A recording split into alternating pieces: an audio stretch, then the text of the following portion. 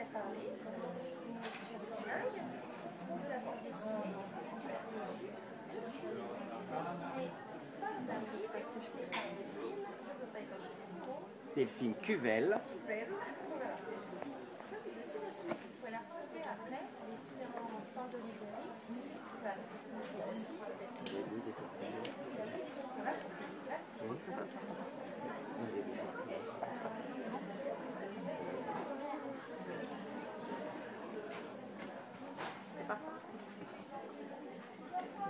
L'histoire que nous allons vous raconter va vous mettre sans dessus, dessous. D'ailleurs, elle s'appelle Dessus, dessous. C'est une histoire écrite par Delphine Cuvel et dessinée par David. C'est une bande dessinée muette, c'est-à-dire qu'il n'y a pas de texte. Vous êtes prêts? Alors, c'est parti. Par une matinée tranquille, Par une matinée tranquille, Luce et Antonin regardent sagement les aventures de Topinette à la télévision. Tiens, voilà papa. Il n'a pas l'air très réveillé, mais après une bonne tasse de café, ça ira mieux. Pendant qu'il se verse une tasse de café, il regarde par la fenêtre dans le jardin et... Mais... Oh là là là là! Le beau jardin de papa est envahi de plein de petits tas de terre. Sous le jardin, moi, la petite Top, je me repose tranquillement. Et les tas de terre en surface, ce sont des taupinières. Trop cool, se disent les enfants. Car vous l'aurez compris, ils adorent les petites taupes toutes mignonnes. Ouais, papa n'est pas du tout de cet avis. Il est même très fâché qu'une taupe vienne abîmer son beau jardin. Alors, comment se débarrasser d'une taupe? Un coup d'œil dans son livre de jardinage, un coup de fil à son ami Christophe, un tour sur Internet. Ah, ça c'est intéressant. Donc, première solution pour se débarrasser d'une taupe, faire un maximum de bruit. Alors, papa se met à donner des grands coups de pelle partout dans le jardin.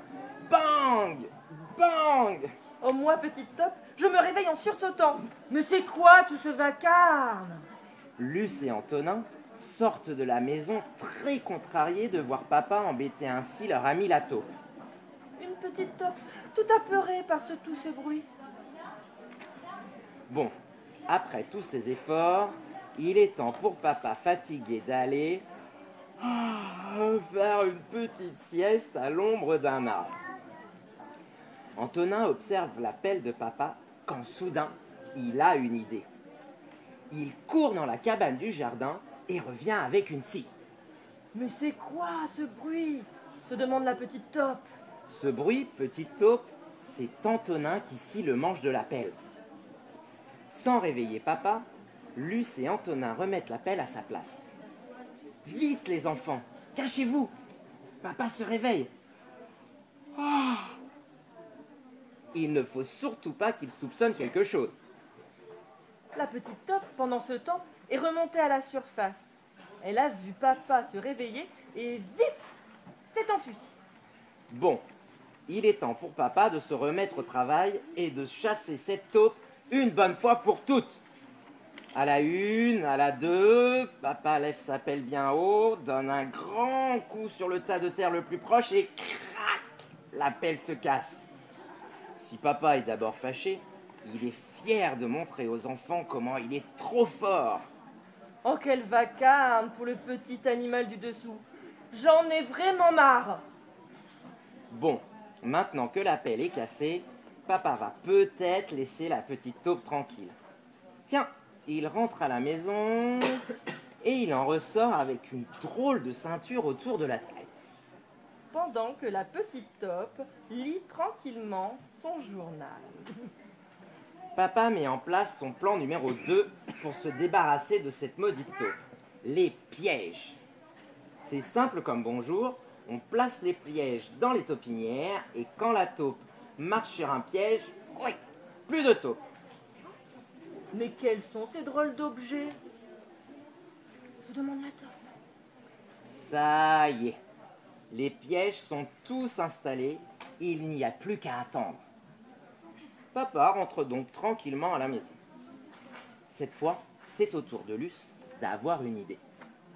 Les enfants filent vers la cabane de jardin et attrapent un seau et une pelle.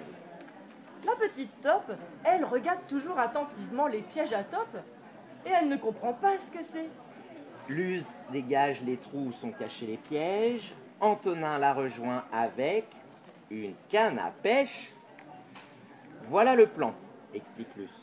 On va jouer à la pêche au piège. Et hop, et de 1, et hop, et de 2. Sous terre, les pièges s'envolent. La taupe ne sait plus où donner de la tête. Voilà une bonne chose de faite.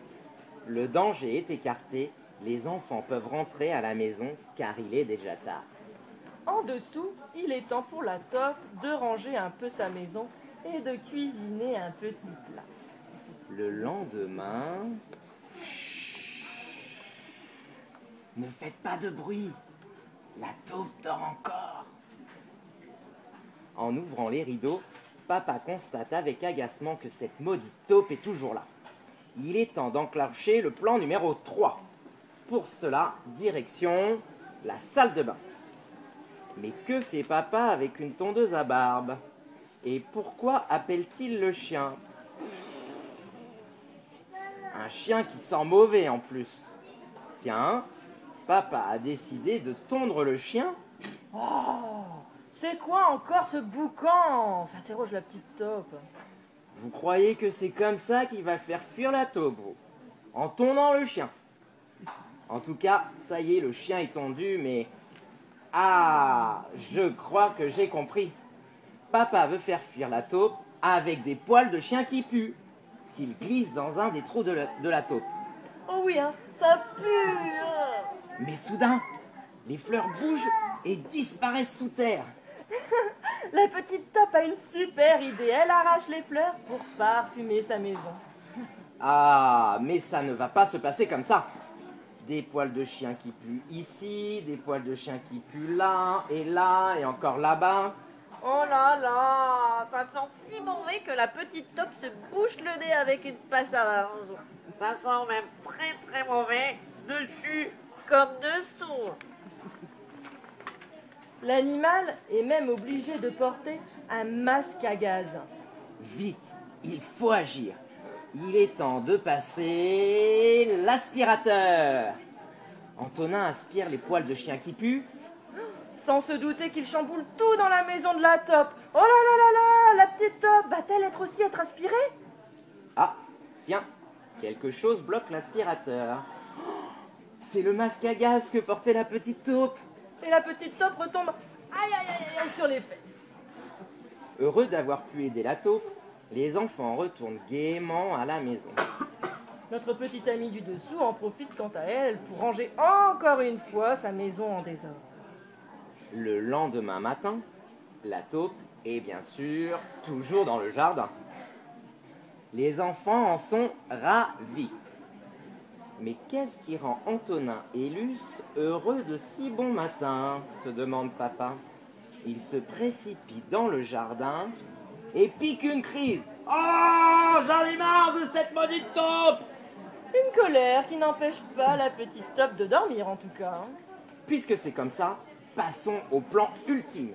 Et papa se précipite vers la cabane et en ressort avec une fourche qu'il plante partout dans le jardin. Dessous, c'est la cata. La fourche manque l'animal d'un poil de taupe. Les enfants sont terrifiés. Papa va finir par tuer leur ami. Il faut réagir. Question de vie ou de mort. Luce se précipite dans sa chambre et attrape sa peluche de taupinette. Elle a un plan. Faisant semblant de jouer au papa et à la maman, elle et son frère passent l'heure de rien, près de papa qui n'a même pas remarqué la peluche de Topinette dans le landau. Et alors que papa a le dos tourné, Luce glisse discrètement sa peluche dans l'un des trous de taupe. Tiens, quel est cet étrange animal se demande la taupe en voyant la peluche. Au-dessus, l'air de rien, Luce indique à papa un trou qu'il n'a pas encore transpercé. Papa en est sûr. Cette fois, c'est la bonne. Et d'un coup de fourche, il frappe la terre. Tadam! Papa est si fier de son coup de fourche qu'il ne s'est même pas rendu compte de la ruse de Luce. Car oui, vous le voyez bien les enfants, au bout de la fourche, c'est bien la peluche de Luce et non la vraie taupe. Papa, lui, est persuadé d'avoir vaincu la taupe. Oui, les enfants ont gagné, ils sont trop contents, tellement contents qu'ils en sautent de joie. Oh, quel vacarme dessous! Et ils sautent, et dansent, et sautent, tellement Qu'ils en mettent le terrier de la petite taupe sans dessus, dessous. Soulagés d'avoir sauvé la vie du petit animal, Luce et Antonin rentrent à la maison, le sourire aux lèvres. Au-dessous, cependant, la taupe en a par-dessus la tête. Ce jardin n'est pas un endroit pour elle. Elle décide donc de faire sa valise et de partir vers un coin plus tranquille. Le lendemain matin, Luce et Antonin constatent avec une certaine tristesse que dessus, comme dessous, il n'y a plus de traces de la petite taupe. Bah, après tout, c'est peut-être mieux ainsi.